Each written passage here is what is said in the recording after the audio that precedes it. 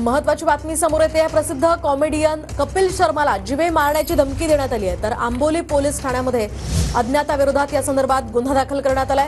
कपिल शर्मासह रेमो डिसूजा, राजपाल यादव आणि सुगंधा मिश्रा यांना सुद्धा धमकी आली आहे। तर धमकीचा हा मेल आलेल्या पत्रात विष्णू अशी स्वाक्षरी पोलिसांची असल्याची माहिती आहे। दरम्यान धमकीचा ईमेल पाकमधून आल्याची प्राथमिक चौकशीतून माहिती समोर आली आहे। रेमोकडून आंबोली तर सुगंधा मिश्रानं ओशिवरा पोलीस ठाण्यामध्ये तक्रार दिली आहे। अधिकची माहिती आपण जाणून घेऊयात आमचे प्रतिनिधी कृष्णा सोनार वाडकर यांच्याकडून। कृष्णा, काय सांगाल? हा धमकीचा मेल आलाय, काय अधिकचे अपडेट्स या प्रकरणात?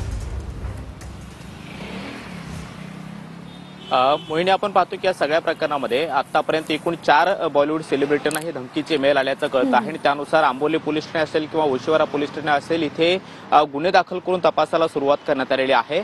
आतापर्यंत पोलिसांनी जो काही प्राथमिक तपास केलेला आहे त्यानुसार राजपाल यादव, कॉमेडियन कपिल शर्मा, त्याचबरोबर सुगंधा मिश्रा या ज्या अभिनेत्या आहेत त्यांना हे धमकीचे मेल जे आहेत ते आलेले आहेत आणि त्यानुसार पोलीस जे आहेत ते तपास करतायत। हा आतापर्यंत जो तपास आहे त्यानुसार पाकिस्तानातून हा मेल जनरेट झाल्याचं कळतं आहे। मात्र हा मेल पाठवण्यासाठी आरोपीनं काही व्हीपीएनचा वापर केलेला आहे का, ज्यानुसार पाकिस्तानचं हे लोकेशन दिसेल, या अनुषंगाने सुद्धा पोलीस तपास करतायत। याच्या आधी सुद्धा अनेकांना असे मेल ज्यावेळी आलेले होते त्यावेळेला व्हीपीएन सारख्या यंत्रणेचा वापर करून वेगवेगळ्या देशातून हे मेल आल्याचं आतापर्यंत तपासातून वेगवेगळ्या पद्धतीने निष्पन्न झालेलं होतं। मात्र आता आपण पाहतो की रेमो डिसूजा, कपिल शर्मा, राजपाल यादव आणि सुगंध मिश्रा या अभिनेत्यांना हे मेल आल्यानंतर आता पोलिसांनी वेगवेगळे गुन्हे दाखल करून या सगळ्या प्रकरणामध्ये चौकशीला सुरुवात केलेली आहे।